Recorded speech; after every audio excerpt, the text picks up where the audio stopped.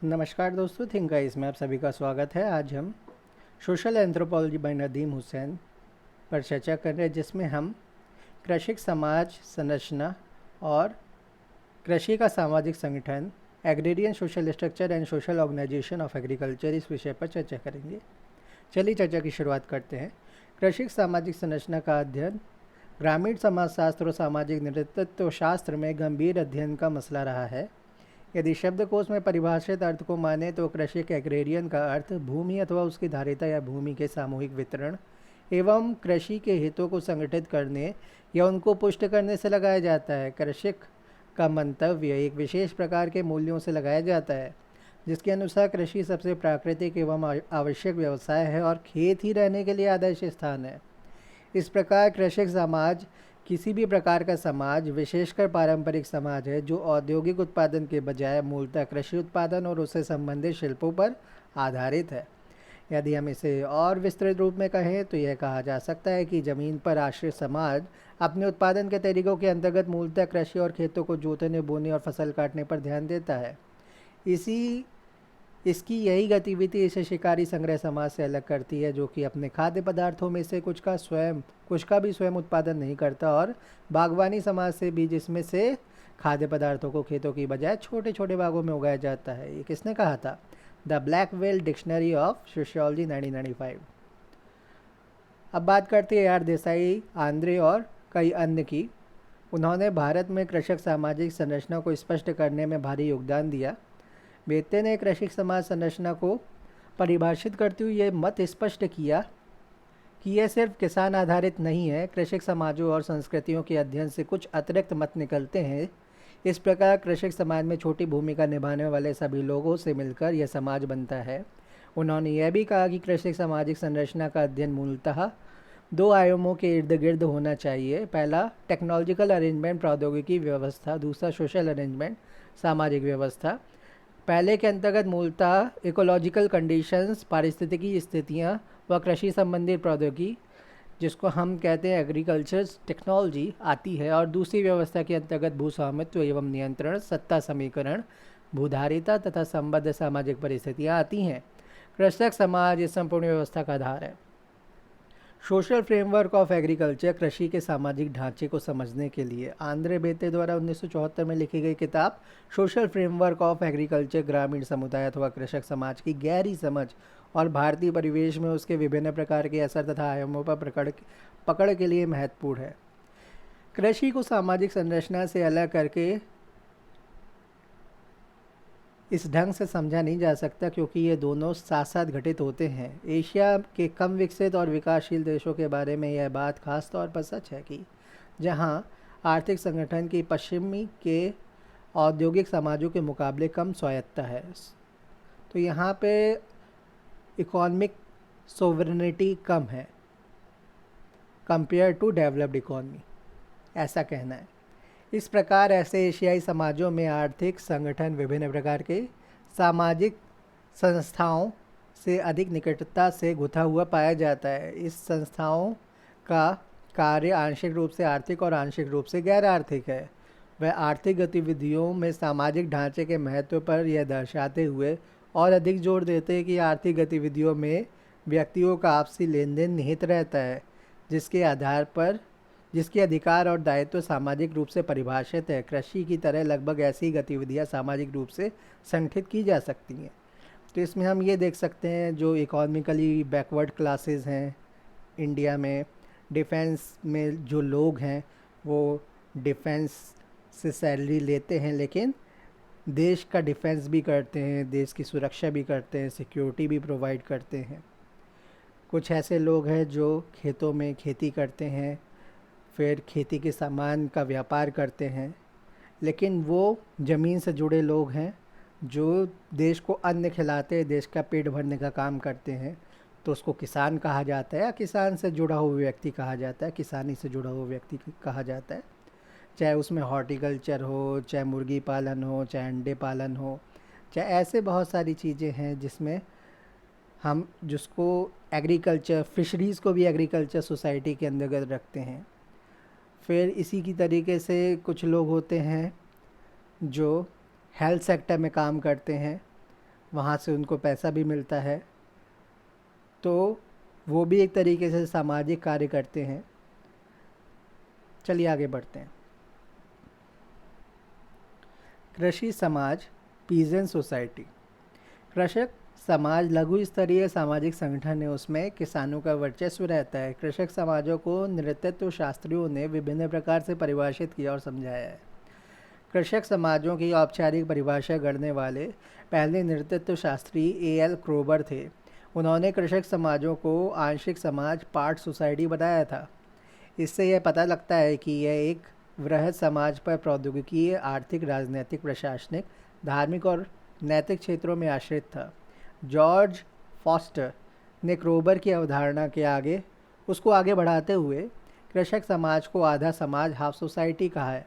उनका मंतव्य था कि राष्ट्र जैसा वृहद समाज दो हिस्सों से बनता है। पहले हिस्से में फसल उगाने वाले वर्ग गांव में रहते हैं और दूसरे हिस्से में शहरी क्षेत्रों में रहने वाला उच्च वर्ग आता है।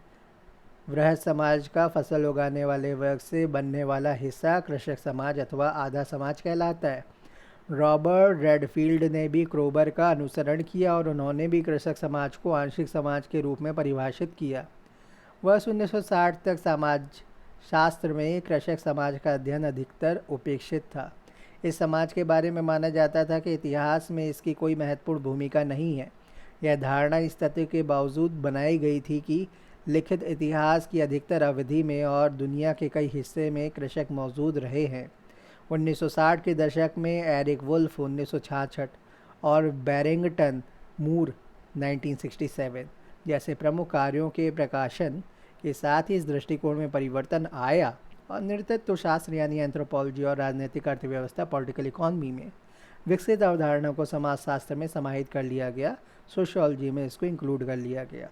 वियतनाम का युद्ध देखते हैं। वियतनाम युद्ध में कृषक समाज की भूमिका व लातिनी अमेरिका एवं एशिया में, लैटिन अमेरिका और एशिया में कृषकों की राजनीतिक गतिविधियों में तेजी आने के साथ ही कृषक समाज की कथित निष्क्रियता पर सवाल उठने लगे।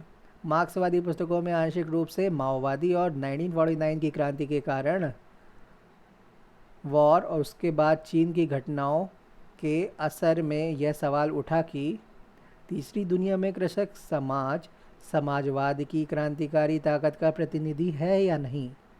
अब एक दूसरे से जुड़े कृषक समाज पर अध्ययन एक प्रमुख शोध क्षेत्र बन गया है। अभी तक इस बारे में बहस चल रही है कि अवधारणा और अनुभव के स्तर पर कृषक समाज की एक अलग श्रेणी के रूप में पहचान होनी चाहिए या नहीं। शानिन भी इस अवधारणा के पक्ष में दिए जाने वाले तर्कों में सबसे मजबूत और असरदार तर्क देने वालों में शामिल हैं। इस शताब्दी में किए गए विभिन्न कृषक अध्ययनों से अपने परिणाम निकालते हुए उन्होंने कहा है कि कृषक समाज की पहचान की 6 विशेषताएं हैं। शानिन 1982, शानिन 1988 इंट्रोडक्शन।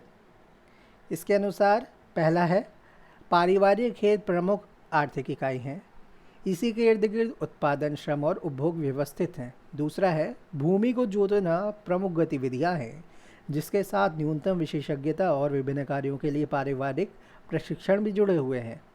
तीसरा है स्थानीय ग्रामीण समुदाय पर आधारित एक विशेष किस्म की कृषक जीवनचर्या है जिसके अंतर्गत अधिकतर सामाजिक जीवन और संस्कृति आते हैं और उसी से यह शहरी जीवन से तथा अन्य सामाजिक समूहों के जीवन से अलग दिखाई देता है। चौथा है कृषक राजनैतिक, आर्थिक और सामाजिक रूप से गैर कृषक समूहों के अधीन है और उनके खिलाफ कृषकों ने विरोध, विद्रोह और क्रांति के विभिन्न तौर तरीके भी सीख लिए हैं। पांचवा है इसकी एक विशिष्ट सामाजिक गत्यात्मकता, डायनेमिक्स होती है जिसमें पीढ़ी दर पीढ़ी परिवर्तन होता है। इसमें भूमि के बंटवारे और घरेलू चक्र, डोमेस्टिक साइकिल के जरिए पारिवारिक श्रम की उपलब्धता में उतार चढ़ाव आने से विषम दूरी होती रहती है।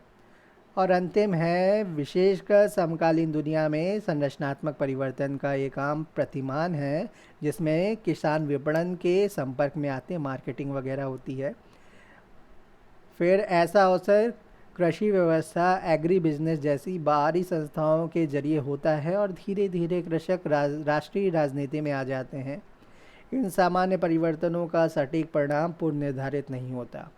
रॉबर्ट रेडफील्ड ने अपने ऐतिहासिक कार्य पीजेंट सोसाइटी एंड कल्चर 1956 में कृषक समाज को लोक एवं शहरी समुदायों के बीच का मानते हुए कृषक संस्कृति के निम्नलिखित 3 सबसे महत्वपूर्ण लक्षण बताए हैं। पहला है भूमि से अत्यंत गहरा लगाव, दूसरा है कृषि की सबसे पवित्र, सर्वश्रेष्ठ और आदर्श रोजगार के रूप में मान्यता, और तीसरा है कृषकों का दर्शनीय मेहनती व्यवहार जिससे श्रम की प्रतिष्ठा, डिग्निटी ऑफ लेबर के प्रति पक्का विश्वास झलकता है। कृषक समाज के कुछ दूसरे महत्वपूर्ण लक्षणों में से है, पहला परिवार बहुपक्षीय सामाजिक संगठन मल्टीलैटरल सोशल ऑर्गेनाइजेशन की प्राथमिक इकाई है। दूसरा आजीविका का मुख्य स्रोत भूमि और कृषि है जिनसे जीवन की लगभग सारी आवश्यकताएं पूरी होती हैं। तीसरा है वह दैनिक जीवन या दैनिक जीवन और उसकी दिनचर्या में विशिष्ट पारंपरिक संस्कृति का निर्वाह करते हैं। और अंतिम है उन पर प्रायः बाहरी लोगों का प्रभुत्व रहता है। कृषक समाजों के लिए कृषि कोई धंधा नहीं बल्कि जीवन शैली, वे ऑफ लाइफ है जिसे किसी भी अन्य गतिविधि के बदले छोड़ा नहीं जा सकता, भले ही उसमें ज़्यादा पैसे या लाभ मिलता हो। यदि कृषि जीवनचर्या के बजाय धंधा बन जाए तो कृषक पंजाब, हरियाणा, महाराष्ट्र और कर्नाटक के अमीर किसानों की तरह किसान फार्मर बन जाता है। इस प्रकार कृषक कृषि भूमि के जीवन निर्वाह खेतीहर हैं। वे भले ही भूमि स्वामी या बटाईदार हों या बाजार में उसकी भागीदारी हो अथवा नहीं। कुछ लेखकों, उदाहरण के लिए चियन माओ एवं एरिक वुल्फ ने एक विशिष्ट कृषक अर्थव्यवस्था को अलग थलग करने का प्रयास किया है। उदाहरण के लिए रेडफील्ड ने कृषक संस्कृति की धारणा पर जोर दिया है। ऊपर लिखे विवरणों से ऐसा जाहिर होता है कृषक समाज की सभी परिभाषाओं में इस बात का मतैक्य है कि कृषक समाज और शहरी अभिजात के बीच खासा भेद है। कृषक समाज और शहरी केंद्र एक ही सामाजिक आर्थिक प्रणाली के दो विपरीत ध्रुव हैं, अपोजिट पोल्स हैं, और यह सिर्फ उनकी आर्थिक अंतर्निर्भरता में ही नहीं बल्कि कृषक और शहरी संस्कृति के बीच मौजूद पेचीदा संबंधों में भी झलकता है। यह वृहद लघु परंपरा और लोक शहरी सातत्य फोक अर्बन कॉन्टिनम की अवधारणा में भी परिलक्षित होता है। नृतत्व शास्त्रियों में एरिक वुल्फ कृषक समाज को परिभाषित करते हुए आर्थिक पहलू पर जोर देते हैं। वुल्फ 1969 में अपनी पुस्तक पीजेंट्स में किसानों को परिभाषित करते हुए बताते हैं कि उनकी विशेष अधिशेष पैदावार को एक प्रभुता संपन्न सत्तारूढ़ समूह को हस्तांतरित कर दिया जाता तो जो इस अतिरिक्त पैदावार को अपने रखरखाव तथा आबादी के गैर कृषि क्षेत्रों को पुनर्वितरित करने में उपयोग करता है। कृषकों को सबसे स्पष्ट रूप से कृषक समाजों एग्रेरियन सोसाइटी में पहचाना जा सकता है।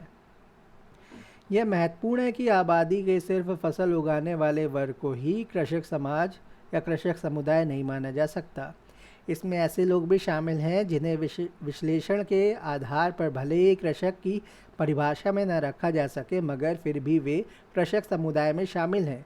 वे कृषि व्यापारी, भूमिहीन मजदूर और कारीगर भी हो सकते हैं जिनका कृषकों से नज़दीकी सामाजिक एवं आर्थिक संबंध हो सकता है। इतना ही नहीं, विश्लेषणात्मक रूप से कृषक की परिभाषा में आने वाले लोग भी अक्सर अपना कुछ समय ऐसी कुछ गतिविधियों में लगाते हैं। इस प्रकार कृषक समाज की परिभाषा भले ही कभी कभी परिवार के कार्यकलाप पर आधारित हो, फिर भी यह देखना आवश्यक है कि यह कितनी मजबूती से वृहद सामाजिक, राजनीतिक और आर्थिक श्रृंखला में जुड़ा हुआ है। डेविड लहमेन 1985 में कहते हैं कि सर्वोचित तो यही लगता है कि ग्रामीण आबादी को समग्र रूप से दर्शाने वाले शब्द के रूप में कृषक पीजेंट्स को अस्वीकार कर दिया जाना चाहिए। इसके बजाय इसे एक विशेषण मानते हुए उन्होंने गंभीर परिभाषाओं के पूर्वाग्रह के बिना ही ग्रामीण उत्पादन प्रणालियों की विशेषताओं का खुलासा किया है।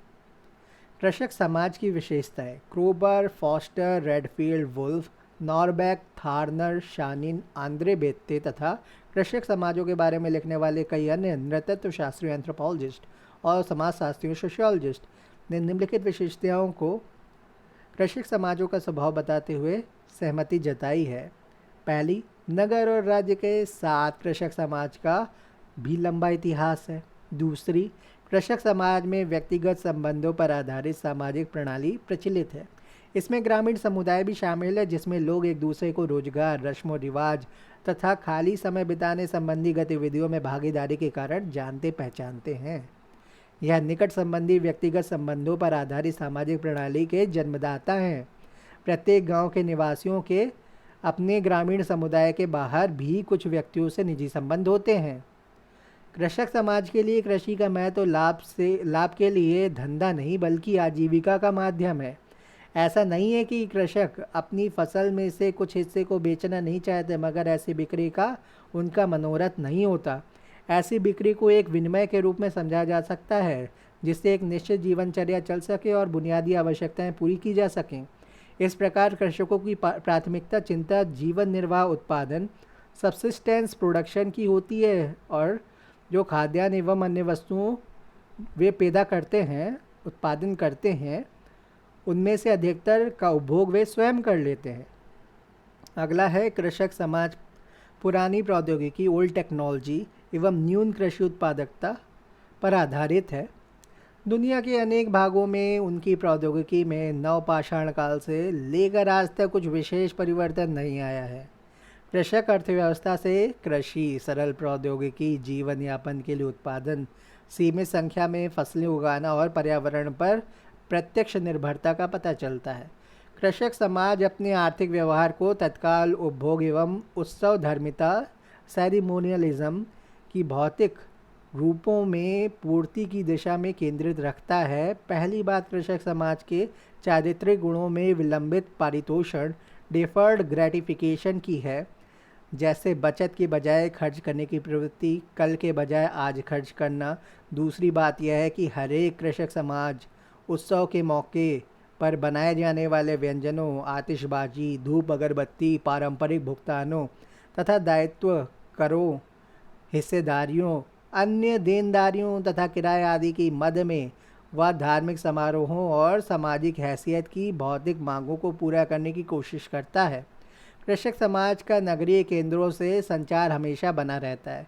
यह विनिमय योग्य अतिरिक्त खाद्यान्न सीमित मात्रा में ही पैदा कर पाते हैं, जो कि कस्बों और शहरों का पेट भरने के लिए भेज दिया जाता है, और वहां से गांवों को निर्मित अथवा संसाधित सामान, प्रोसेस्ड गुड्स की कुछ विशेष किस्में और सेवाएं हासिल होती हैं।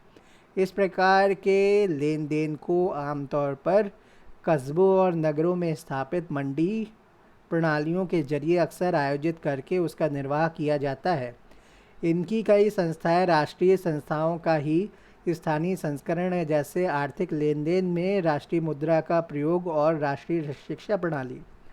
इसके अलावा ग्रामीण जीवन नगरीय केंद्रों के धार्मिक, बौद्धिक एवं नैतिक जीवन से भी प्रभावित होता है, और इन्हीं से कृषक समुदाय व्यापक समाज से जुड़ता है। कृषक समाज परिवर्तन के प्रति प्रतिरोधी या अत्यंत धीमी गति से परिवर्तनकारी होता है। कृषक हजारों वर्षों से ऐसी प्रौद्योगिकी की श्रृंखला के बलबूते जिंदा हैं, जिसके कारण वे आसानी से निगाह में नहीं आते। कृषकों को यह समझना मुश्किल है कि वे अपने इस सुरक्षात्मक कवच को एक झटके से उतार कर फेंक सकते हैं। कृषकों की यह विशेषता है कि वे अर्थशास्त्रियों की आह व राजनीतिज्ञों का पसीना निकलवा सकते हैं, और मास्को और वॉशिंगटन, बीजिंग कहते हैं इसे, तथा न्यू दिल्ली सहित पूरी दुनिया में नीति निर्धारकों की नींद हराम कर सकते हैं। अगला देखते हैं, शक्ति संरचना एवं वर्ग स्तरीकरण, power structure and class stratification. सामाजिक संरचना का वर्णन करने का सार्वभौमिक तरीका जन्म आधारित संस्थाओं जैसे परिवार, नातेदारी और जाति पर आधारित है। इसके वर्णन का दूसरा तरीका वर्ग पर आधारित है। इस प्रकार कृषक वर्ग संरचना को भारतीय ग्रामीण सामाजिक संरचना में शक्ति संरचना एवं वर्ग स्तरण को समझने के लिए इस्तेमाल किया जा सकता है। इसके बावजूद भारत में कृषक समाज संरचना की मीमांसा के लिए जाति एवं वर्ग दोनों ही आवश्यक है। इससे ग्रामीण भारत में सत्तात्मक संरचना का भी पता चलता है।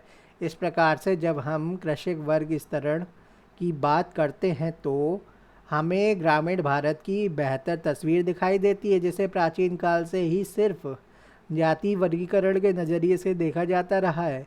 के.एल. शर्मा 1980 में बोलते हैं, संपूर्ण मुद्दे को समुचित परिदृश्य में रखते हुए ये गहन टिप्पणी करते हैं कि जाति में वर्ग का तत्व भी शामिल है और वर्ग का सांस्कृतिक जातीय प्रतिमान भी है।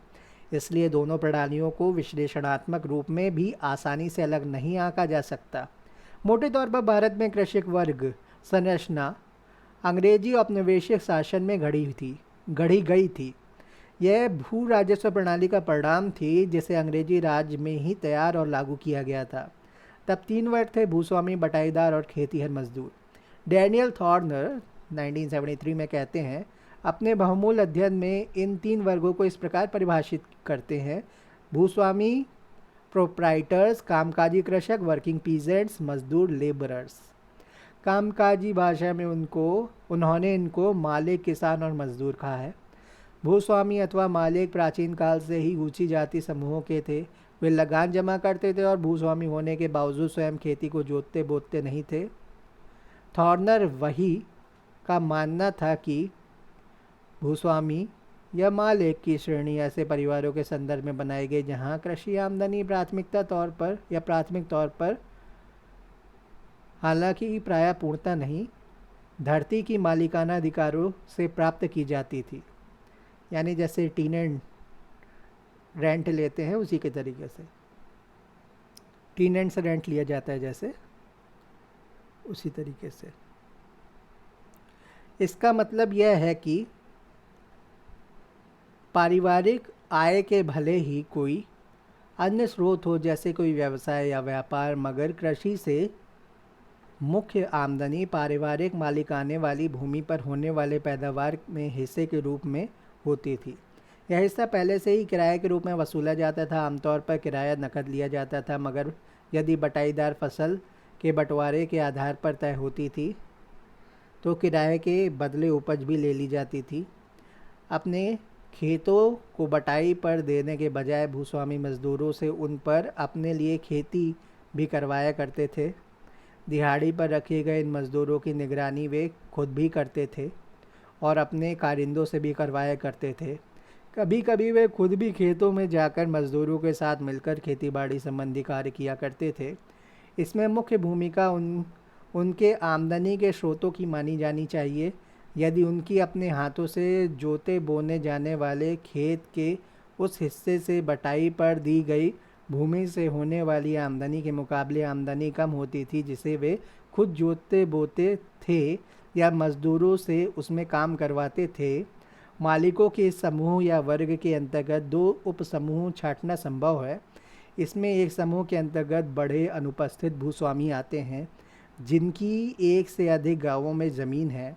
दूसरे उप समूह में वे अपेक्षाकृत लघु भूस्वामी एब्सेंटी लैंडलॉर्ड्स आते हैं जो उसी गांव में खुद रहते हैं जहां उनकी ज़मीन है और उस पर खेती करने के आंशिक प्रबंध और नियंत्रण का प्रयास भी वही करते हैं।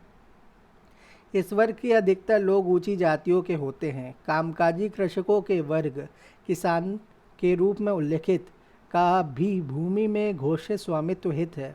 थॉर्नर वही वे लघु मालिक या किसान भी हो सकते हैं जिनकी सुरक्षा का स्तर अनिश्चित है। कुल मिलाकर, लेकिन हर एक राज्य में नहीं, कुल मिलाकर उनके कानूनी और प्रथागत अधिकार एक ही गांव में मालिकों से कुछ ही कम होंगे। इसमें भी प्रमुख भेद इस बात पर आधारित है कि किसके पास कितनी ज़मीन है। किसानों के मामले में देखा जाए तो खेत सिर्फ इतना ही बड़ा होता है कि उससे सिर्फ एक परिवार का गुजारा चल सके और परिवार के एक या अधिक सदस्य ही खेत पर मजदूरी करते हैं। वास्तव में किसान के स्वामित्व वाली ज़मीन में होने वाली पैदावार की आमदनी शायद उनके परिवार के खर्चे पूरे करने के लिए समुचित नहीं है, लेकिन उससे कम से कम उसे दूसरे लोगों की ज़मीन पर मजदूरी करने आदि अन्य खेतीहर स्रोतों से होने वाली आमदनी के मुकाबले कहीं बड़ा हिस्सा प्राप्त हो जाता है। यहाँ परिभाषित किसान ऐसे ग्रामीण हैं जो प्राथमिक तौर पर अपने खेत खुद ही जोतते बोते हैं। वे कभी कभी जोतने या फसल काटने के मौसम के अलावा मजदूर नहीं रखते, ना ही उन्हें किराए से नियमित आमदनी होती है। वे मुख्यतः मध्यम स्तर के कृषक या कारीगर वर्ग के होते हैं और इसमें से अधिकतर अन्य पिछड़े वर्ग या पिछड़ी जाति के होते हैं। कृषि पर निर्भर तीसरा वर्ग, जिसे मजदूर कहा गया है, ऐसे ग्रामीण हैं जो मुख्यतः दूसरे लोगों के खेतों पर काम करके आजीविका कमाते हैं। इस वर्ग के परिवारों के पास भले ही पुश्तैनी बटाई के अधिकार हों या मालिकाना हक भी हो, मगर खेत इतने छोटे होते हैं कि उन्हें जोतने बोने या उन्हें बटाई पर देने से होने वाली आमदनी मजदूरी से होने वाली कमाई से भी कम होती है। मजदूरी के बदले पैसा या कोई वस्तु भी मिल सकती है। यदि वस्तु के रूप में मजदूरी मिलती है तो वह पूर्व निर्धारित होती है या फिर पैदावार में एक हिस्से के रूप में भी तय हो सकती है। व्यवहार में किसानों का निम्न वर्ग या अपनी मर्जी से बटाईदारी करने वालों की स्थिति लगभग मजदूरों जैसी है। उन्हें अस्थायी तौर पर इस वर्ग में शामिल किया जाएगा। इस वर्ग के अधिकतर सदस्य प्राचीन काल से ही भूमिहीन, वंचित, निचली अछूत जातियों और अनुसूचित जातियों और पिछड़ी जातियों के होते हैं। थॉर्नर वही ने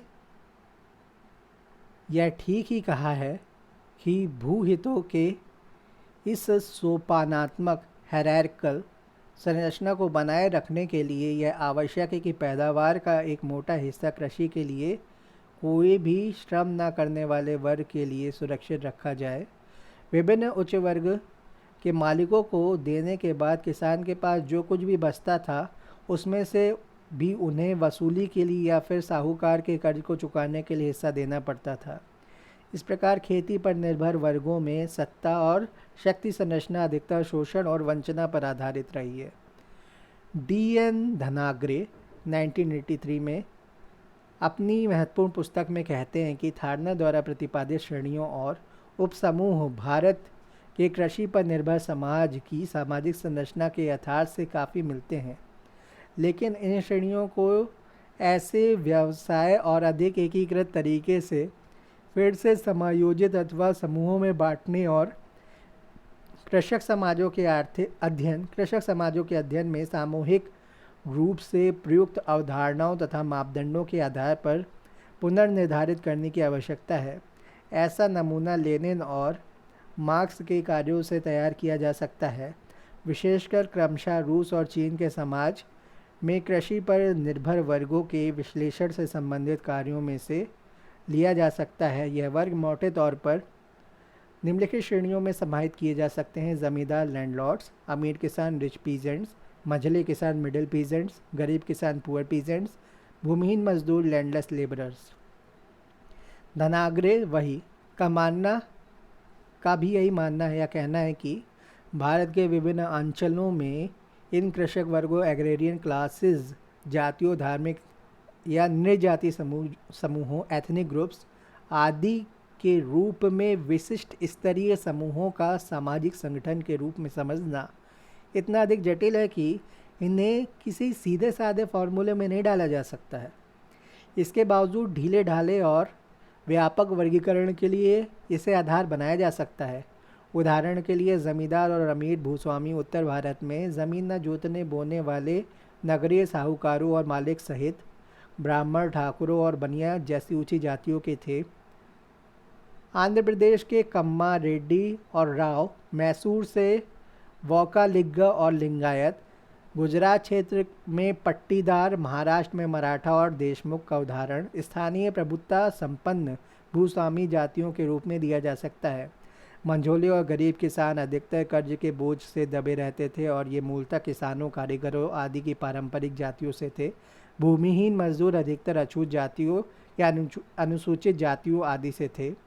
आज़ादी के बाद के युग में भारत में कृषक वर्ग की संरचना में महत्वपूर्ण परिवर्तन आए हैं।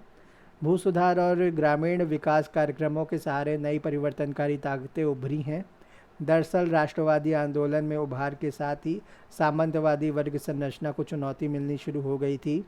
इन परिवर्तनों का विश्लेषण करते हुए योगेंद्र सिंह कहते हैं कि भारत में वर्ग संरचना सभी जगह वादी चरित्र की थी।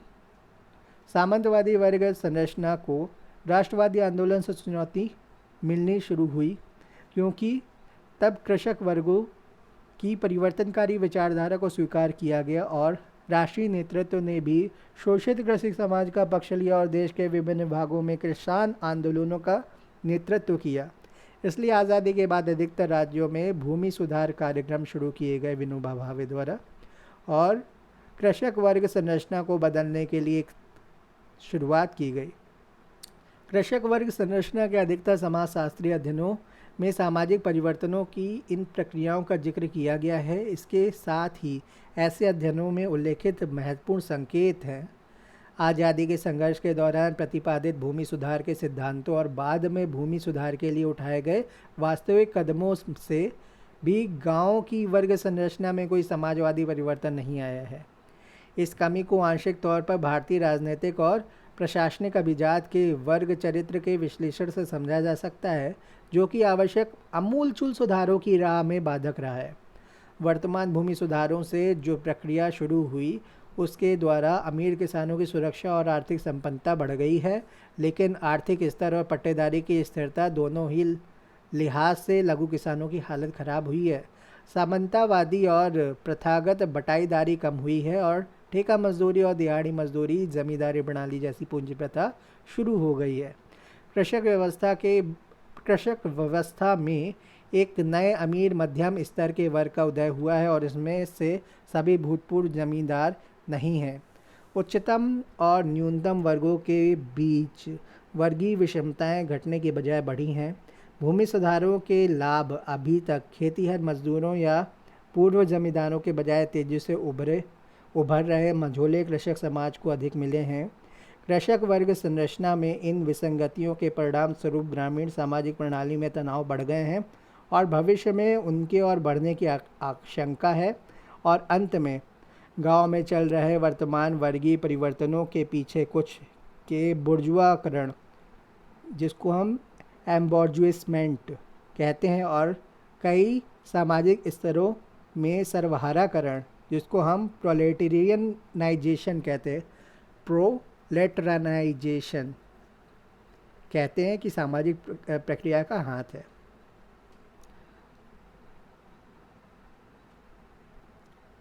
गांव में चल रहे वर्तमान वर्गीय परिवर्तनों के पीछे कुछ के बुर्जुआकरण, एम्बॉर्जुनिज्मेंट और कई सामाजिक स्तरों के सर्वहाराकरण, प्रोलेटरानाइजेशन की सामाजिक प्रक्रिया का हाथ है। पीसी जोशी 1971 में अपने चर्चित अध्ययन में कृषक समाज या कृषक वर्ग के संरचनात्मक प्रवृत्तियों के बारे में बहुत सटीक टिप्पणियां करते हैं। इनमें से कुछ का सारांश निम्नलिखित है। इससे सामंतवादी और प्रथागत बटाईदारी का विघटन हुआ है। इसकी जगह और अधिक शोषक और असुरक्षित पट्टेदारी व्यवस्था ने ले ली है। इससे एक नए व्यवसाय आधारित अमीर किसान कॉमर्शियल फार्मर्स वर्ग का उदय हुआ, जो आंशिक रूप से मालिक और आंशिक रूप से बटाईदार थे। उनके भीतर व्यावसायिक खेती करने की उद्यमशीलता और संसाधन थे। इससे सामंतवादी जमींदार वर्ग का पतन हुआ है तथा व्यवसायिक किसानों के नए वर्ग का उदय हुआ है, जिसके लिए कृषि एक कारोबार था। उन्होंने गैर प्रथागत बटाईदार का प्रयोग किया है। इस प्रकार ग्रामीण भारत ने सामाजिक गतिशीलता और परिवर्तन की प्रक्रिया को देखा और अब भी देख रहा है। ग्रामीण भारत में आ रहे परिवर्तनों का और एक परिणाम यह है कि लघु और सीमांत किसानों से खेती बाड़ी का धंधा छूट रहा है और अकृषीकरण, पीजेंटनाइजेशन का एक उदाहरण है। चलिए अब बात करते हैं जजमानी प्रणाली, जजमानी सिस्टम की। यह हिंदू जातीय प्रणाली का एक सामाजिक आर्थिक आधार रहा है और भारत में कृषक सामाजिक संरचना का अंतर्निहित हिस्सा है। ऐसा कहा जाता है कि जजमानी प्रणाली नामक यह मुहावरा भारतीय समाजशास्त्र और सामाजिक नेतृत्व शास्त्र को विलियम वाइजर की देन है। उन्होंने यह मुहावरा अपने अन्वेषकीय कार्य द हिंदू जजमानी सिस्टम 1936 में सबसे पहले प्रयोग किया था। उन्होंने यह अध्ययन उत्तर प्रदेश के करीमपुर गांव में किया था।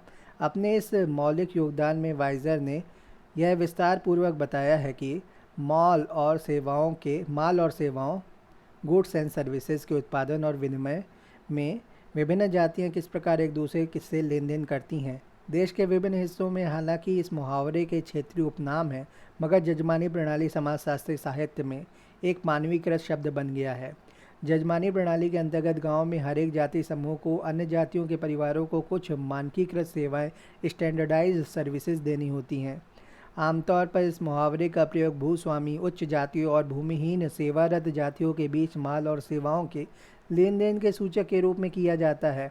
ये जातियां हमेशा ही एक व्यावसायिक परंपरा निभाने के कारण व्यावसायिक रूप से निपुण हो जाती हैं, इसलिए इन्हें कारीगर जातियों के रूप में भी जाना जाता है। लुहार, सुनार, बुनकर, तेली, मोची, नाई, धोबी, गायक जैसी कारीगर जातियां और व्यावसायिक निपुणता वाले अन्य कई समूह व खेतीहर मजदूरी करने वाले पारंपरिक भूमिहीन अछूत जातियों के लोग सेवक जातियों में आते हैं।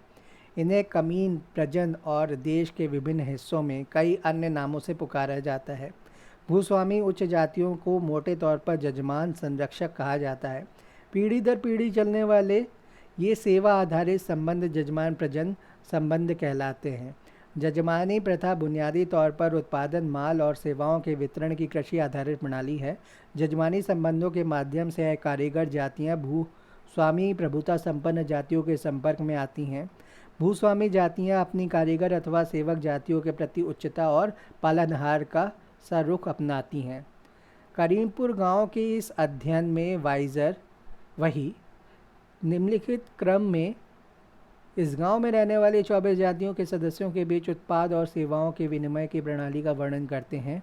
देश के लगभग सभी हिस्सों में कमोबेश यही प्रथा प्रचलित है। ब्राह्मण, पुजारी एवं शिक्षक, भाट परिवार, चारण और शजर, बार्ड एंड जीनियोलॉजिस्ट, कायस्थ लेखाकार, सुनार माली फूल लाने वाला, सुनार लोहार होगा यहाँ पे, माली फूल लाने वाला, काची सब्जी पैदा करने वाला, लोध चावल उत्पादक, बढ़ई, लोहार, लकड़ी का कारीगर और लोहे का कारीगर, नाई, दाढ़ी बाल काटने वाला, कहार पानी भरने वाला, गडरिया ढोर चलाने वाला, भड़भूजा भुना अनाज तैयार करने वाला, दर्जी कपड़े सिलने वाला, कुम्हार मिट्टी के बर्तन बनाने वाला, महाजन व्यापारी, तेली तेल पेरने वाला, सुनार सोने की चीज़ें बनाने वाला, धोबी कपड़े धोने वाला, धानुक चटाई बुनने वाला, चमार चमड़ा निकालने वाला, भंगी झाड़ू लगाने वाला, फ़कीर वंशागत मुसलमान भिखारी, मनिहार मुसलमान चूड़ी बेचने वाला, धुनिया मुसलमान रुई बेचने वाला, तवाया मुजरा करने वाली। करीमपुर में जजमानी व्यवस्था और अधिकार पर अपनी चर्चा में वाइजर ने निम्नलिखित विवरण दिया है। पहला है प्राप्ति के माध्यम, मीन्स ऑफ रियलाइजेशन, सेवाएं, निर्धारित भुगतान, दिहाड़ी, मासिक, द्विवार्षिक, प्रत्येक काम के हिसाब से विशेष अवसर। दूसरी है रियायतें, कंसेशंस, रहने के स्थान की मुफ्त व्यवस्था और मुफ्त की लकड़ी, भवन निर्माण एवं मरम्मत के लिए, औजार के लिए, ईंधन के लिए, अंत्येष्टि के लिए, मुफ्त भोजन, फ्री फूड, हरी सब्जियां, फल, अनाज, जंगली चावल, खेत का बचा कुचा अनाज और चने का सीधा उपहार, पका हुआ भोजन और कच्ची चीनी, मुफ्त कपड़ा, मवेशियों के लिए मुफ्त खाना, चराने का अधिकार, चारा, मुफ्त गोबर, ईंधन के लिए, दीवारों और फर्श की लिपाई के लिए, खाद के लिए, किराया माफ भूमि, कर्ज की सुविधाएं पुरुषों के लिए, महिलाओं के लिए, औजारों, हल आदि और जोतने वाले पशुओं का मुफ्त प्रयोग, कच्चे माल का मुफ्त प्रयोग, मुफ्त की खाल, चिता जलाने के लिए मुफ्त भूमि, आकस्मिक अवकाश, मुकदमे में सहायता, खुराक की किस्म और स्वास्थ्यप्रद स्थान, रखरखाव के साधन, प्रथाएं एवं मान्यताएं, गांव के बुजुर्गों का प्रभाव, काम करने वाले से संबंधित, जजमान से संबंधित, हिंदुओं की पवित्र पुस्तकों में मानव का स्थान, मानव के कर्तव्य, मानव का सर्वोच्च लक्ष्य। राज्य का कानून, ऑस्कर लेविस 1956 ने यह सही कहा है कि इस प्रणाली के अंतर्गत गांव में रहने वाले हर एक जाति समूहों को अन्य जातियों के परिवारों को एक निश्चित मानदंड के अनुसार सेवाएं प्रदान करनी होती हैं। पॉलिन कोलिएंडा 1963 इस प्रणाली को वितरण परक व्यवस्था बताती हैं, जिसके अंतर्गत उच्च जातियों के भूस्वामी परिवार, जिन्हें जजमान कहा जाता है, उन्हें विभिन्न निम्न जातियों द्वारा सेवाएं एवं उत्पाद उपलब्ध कराए जाते हैं। इस प्रकार यह प्रणाली भारतीय कृषि आधारित गांवों में श्रम के कार्यानुसार विभाजन को स्पष्ट करती हैं, जिसमें भूमि का रूल, संबंधों और भुगतान की श्रृंखला बनती है। यह व्यवस्था परंपरा के अनुसार ही चलती है और आपसी विश्वास की बात कर रहे हैं यहाँ पर, और आपसी विश्वास और एक दूसरे पर निर्भरता इसका सातत्य बनाए हुए हैं। इसलिए इसे भारतीय कृषि व्यवस्था में जाति पर आधारित कार्यात्मक अंतर्निर्भरता, फंक्शनल इंटरडिपेंडेंस की योजना भी कहा जा सकता है। जजमानी प्रणाली की सामाजिक गतिकी, सोशल डायनेमिक्स का वर्णन करते हुए एस.सी. दुबे 1953 में कहते हैं कि किसी कृषक के लिए अपने परिवार से जुड़े किसी परिवार को हटाकर किसी दूसरे की सेवाएं प्राप्त करना आसान नहीं था। जातीय पंचायत द्वारा सजा दिए जाने के डर से उसके बदले कार्य करने के लिए अन्य कोई तैयार नहीं होगा। डेविड मेंडलबॉम 1972 में भारतीय गांवों के गहन अध्येता रहे हैं और उन्होंने जजमानी प्रथा की भीतरी कार्यप्रणाली पर ध्यान दिया है। उनका कहना है कि जजमानी संबंध मूलतः पारिवारिक स्तर पर ही संचालित होते हैं। भूस्वामी राजपूत परिवार के जजमानी रिश्ते ब्राह्मण, नाई, बढ़ई आदि के एक एक परिवार से रहते हैं तथा सेवक जातियों में से प्रत्येक का एक परिवार जजमानों के विशिष्ट परिवारों को अपनी सेवाएं देता है, लेकिन जजमानी नियमों को जातीय पंचायतें क्रियान्वित कराती हैं। जजमानी रिश्ते अटूट होते हैं। जजमानी अधिकार को पिता से पुत्र के हाथ में जायदाद के हस्तांतरण का एक प्रकार भी माना जा सकता है। यह संबंध एक प्रकार से स्थानीय परंपराओं से ही अधिकतर संचालित होते हैं। कुल मिलाकर जजमानी प्रणाली में आधिपत्य, शोषण एवं संघर्ष ही प्रमुख तौर पर निहित हैं। भूस्वामी प्रभुत्व संपन्न संरक्षकों और उनकी सेवा करने वाले गरीब कारीगरों और भूमिहीन मजदूरों के बीच सत्ता के प्रयोग में भारी खाई विद्यमान रही है। जजमानी प्रणाली की एक और महत्वपूर्ण विशेषता यह है कि जजमानी संबंधों का संचालन हालांकि ग्रामीण स्तर पर ही होता है, फिर भी अक्सर वे किसी एक गांव तक सीमित नहीं रहते, क्योंकि सभी गांवों में सभी कारीगर जातियां नहीं होती। इसलिए कारीगर जातियों की सेवाएं अन्य गांवों से भी अक्सर उधार ली जाती हैं। इसके अलावा सुनारों, लोहारों और बढ़ई जैसे कारीगर जातियों के लिए एक ही गांव से पूरे साल रोजगार योग्य काम जुटाना संभव नहीं है। इसलिए ऐसी जातियां एक सीमित क्षेत्र में कई गांवों की आवश्यकताओं की पूर्ति करती हैं। उपसंहार के रूप में यह कहा जा सकता है कि जजमानी प्रथा युगों पुरानी सामाजिक संस्था है जो भारतीय गांवों में प्रचलित अंतर जातीय तथा अंतर पारिवारिक, सामाजिक, आर्थिक, राजनीतिक और धार्मिक संबंधों को परिलक्षित करती हैं। यह भारत में कृषि के सामाजिक संगठन के सबसे महत्वपूर्ण अवयवों में शामिल है। जजमानी प्रथा का पतन। भारतीय अर्थव्यवस्था के धीरे धीरे हुए आधुनिकीकरण के समानांतर जजमानी प्रथा का भी पतन हो रहा है, लेकिन आज़ादी के बाद की अवधि में इस प्रथा का तेज़ी से पतन हुआ है। मोटे तौर पर जजमानी प्रथा के पतन को निम्नलिखित शीर्षकों में बताया जा सकता है। सरकार राज्य की भूमिका, रोल ऑफ द स्टेट, प्रौद्योगिकी अन्वेषणों और औद्योगिकीकरण की शुरुआत, introduction of technological innovations and industrialisation, दलितों और पिछड़ों की जातियों की राजनीतिक लामबंदी, political mobilisation of Dalit and backward classes. पारंपरिक रूप में जजमानी प्रथा पर चलने वाले गांवों की आर्थिक अर्थव्यवस्था प्रारंभिक स्तर पर गुजर बसर की अर्थव्यवस्था, सब्सिस्टेंस इकॉनमी थी, जिसका लक्ष्य स्थानीय आबादी की उपभोग संबंधी आवश्यकताओं की पूर्ति करना था। स्थानीय आत्मनिर्भरता और श्रम एवं पूंजी में ठहराव के कारण कृषि का व्यवसायीकरण और पूंजीवादी स्थानांतरण या रूपांतरण नहीं हो पाया। स्वतंत्रता प्राप्ति के बाद जानबूझकर नियोजित ढंग से यह प्रयास किया गया कि ग्रामीण अर्थव्यवस्था को क्षेत्रीय या राष्ट्रीय मंडियों में से जोड़ा जाए। इस कार्य को सुचारू बनाने के लिए सरकार ने यातायात एवं संचार श्रृंखलाओं के विस्तार के लिए बड़े पैमाने पर पूंजी निवेश किया। सरकार की नीतियों से ग्रामीण भारत में अर्थव्यवस्था का तेज़ी से मौद्रीकरण, मोनेटाइजेशन हुआ। बढ़ती हुई आबादी का पेट भरने के लिए सरकार की कार्यसूची में कृषि में उत्पादकता का संवर्धन प्राथमिकता का विषय था। स्वतंत्रता प्राप्ति के तत्काल बाद अपनाए गए नियोजित विकास की प्रक्रिया से कृषि क्षेत्र में पूंजीवादी रूपांतरण हुआ। इसके अलावा सरकार ने ऋण सुविधाएं, प्रौद्योगिकी, जानकारी, खाद, सिंचाई और अधिक उपजाऊ बीज आदि उपलब्ध कराने की भी पहल की। इसके कारण भूस्वामी वर्ग की मानसिकता में आमूलचूल परिवर्तन हुआ और बाजार की शक्तियों के आने के कारण उन्हें सदियों पुरानी जजमानी प्रथा को जिंदा रखने के बजाय उन्हें बिक्री के लिए अधिक उत्पादन करने का प्रोत्साहन मिला। इससे भूस्वामी वर्गों तथा खेतिहर मजदूरों एवं कारीगरों के बीच ठेके पर आधारित संबंधों को बढ़ावा मिला। पारंपरिक औपचारिक संबंधों की जगह औपचारिक ठेकेदारी दायित्वों के अनुरूप औपचारिक संबंधों की शुरुआत होने लगी। प्रौद्योगिक अन्वेषणों और औद्योगिकरण से एक स्थिति ऐसी आई कि जिसमें कार्यात्मक अंतर्निर्भरता, प्रौद्योगिकी अन्वेषणों और औद्योगिकरण से एक ऐसी स्थिति आई कि जिसमें कार्यात्मक अंतर्निर्भरता का कोई संभावना नहीं बची। मशीनों से तैयार सामानों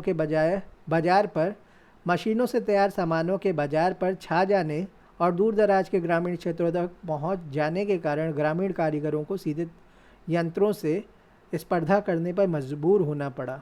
मशीनीकरण से ज़्यादातर ग्रामीण बुनकरों का नुकसान हुआ।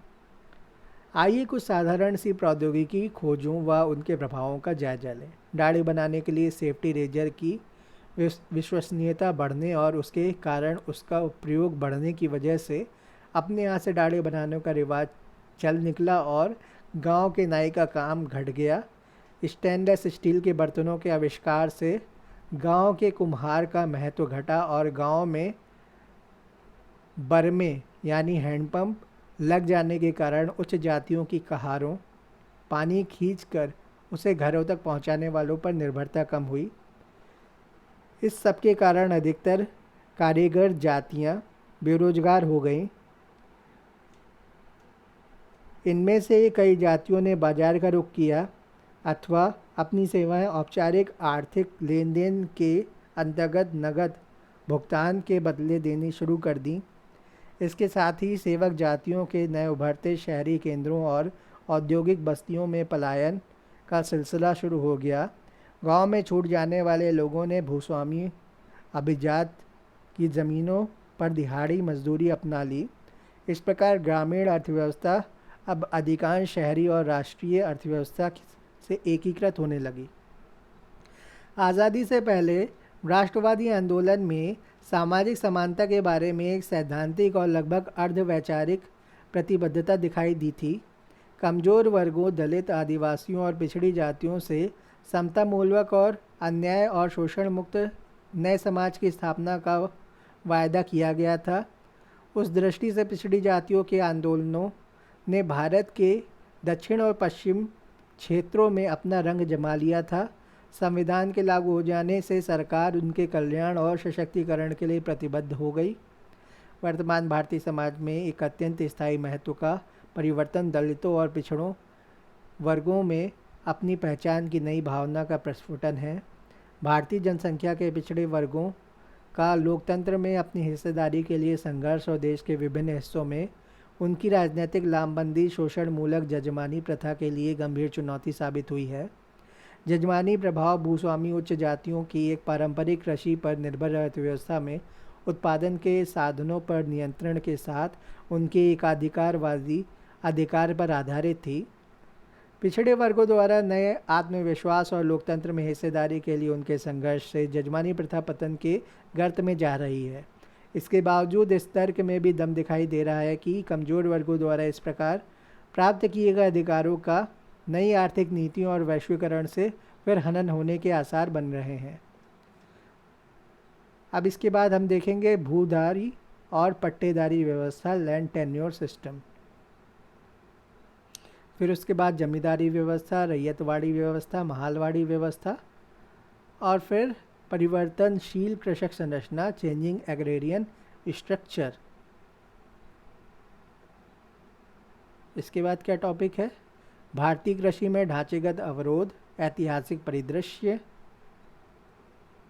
असफल भूमि सुधार, हरित क्रांति और पूंजीवादी कृषि का प्रसार, कृषकों के मध्य असमानता में वृद्धि, कृषि में रोजगार अवसर कम हुए, सामाजिक संपत्ति संबंधों ने अधिभाग के स्थानांतरण को अवरुद्ध कर दिया,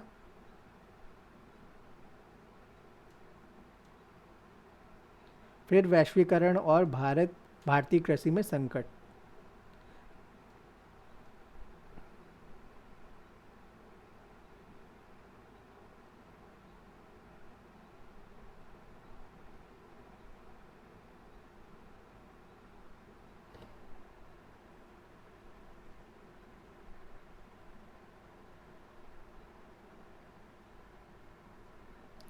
भूधारी या पट्टेदारी व्यवस्था, लैंड टेन्योर सिस्टम, भूमि प्रबंधन कृषि व्यवस्था और कृषि संबंधी का प्रमुख हिस्सा है।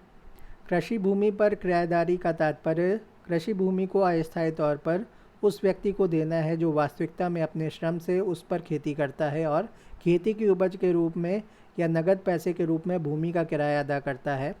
भूमि मालिकों के लिए वह भूमि सामाजिक हैसियत का प्रतीक होती है जिनसे उसे अनर्जित आय, अनअर्न्ड इनकम होती है। ऐसी स्थिति में भूमि मालिकों की उस भूमि के सुधार को लेकर कोई विशेष रुचि नहीं होती, क्योंकि भूमि व उस पर खेती उसकी आय का प्रमुख साधन नहीं है। इस तरह की भूमि किराएदारी, लैंड टेन्योर भूमि पर मालिक द्वारा खेती करने से काफ़ी निम्न श्रेणी की मानी जाती है। यदि हम भूमि किराएदारी व्यवस्था की समस्या पर निगाह डालें तो यह स्पष्ट हो जाएगा कि यह समस्या ब्रिटिश राज की देन है।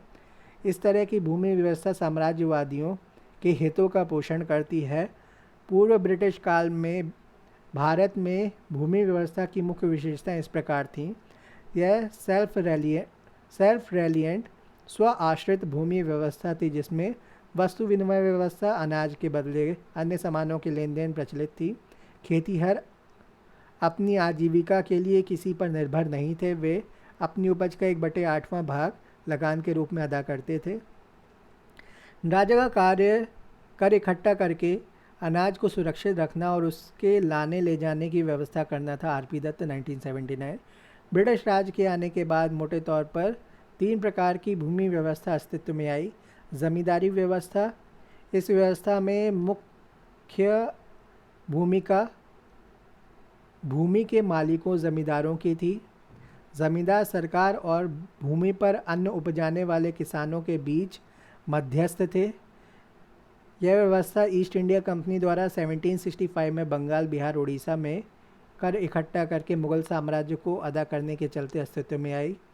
स्थायी व्यवस्था, परमानेंट सेटलमेंट के तहत 1793 में लॉर्ड कॉर्नवालिस ने ज़मीन पर मालिकाना हक ज़मींदारों को दिया। ये अपनी इच्छानुसार किसी को भी खेती करने के लिए ज़मीन दे सकते थे और अपने हिसाब से खाली करवा सकते थे। सरकार को कर देने की जिम्मेदारी ज़मींदारों की थी।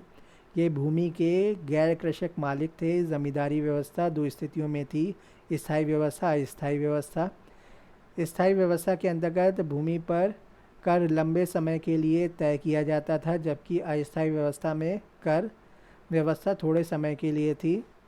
राजनीतिक शब्दों में कहें तो ज़मींदारी अंग्रेज़ों के हाथों की कठपुतली बनकर रह गए थे। रैयतवाड़ी व्यवस्था, इस व्यवस्था के अंतर्गत एकल किराएदारी, सिंगल टेन्योर थी। 1792 में यह व्यवस्था थॉमस मनरो ने मद्रास प्रांत के लिए की थी, जो आज तमिलनाडु बन गया है, मद्रास प्रोविंस। ये कर्नाटक तक जाता था मद्रास। आंध्र प्रदेश के कुछ हिस्से आते थे, कर्नाटक के कुछ हिस्से आते थे, जिसमें मंगलौर भी शामिल है, और दूसरा राज्य था मैसूर। तो यह व्यवस्था या इस व्यवस्था के अंतर्गत एकल किराएदारी, सिंगल टेन्योर थी।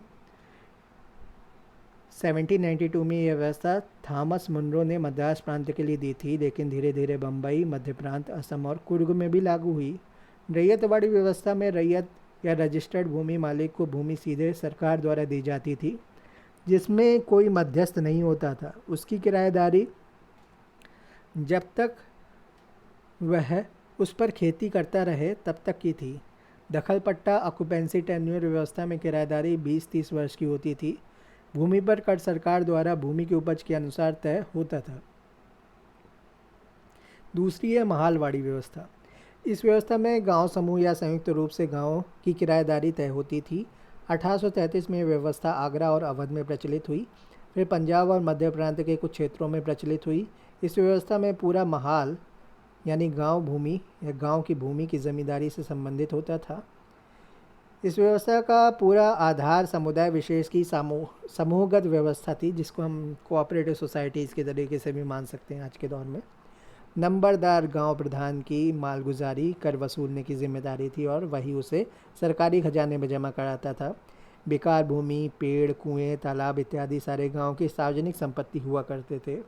आज़ादी के बाद किराएदारी कानून में अनेक संशोधन किए गए। वास्तविकता में यह है कि भारतीय राष्ट्रीय कांग्रेस जमींदारों, बिचौलियों और खेतीहरों के परिजीवियों को समाप्त करने के लिए कृत संकल्प थी। यद्यपि ज़मीन पर बोने वाले का अधिकार, टिलर ऑफ द सॉइल, पूरी तरह से तो नहीं लागू हो पाया, फिर भी कृषि व्यवस्था में महत्वपूर्ण परिवर्तन आए। भूमि सुधार के कई नए कानून पाए तथा परिवर्तन के नए आयाम सामने आने लगे।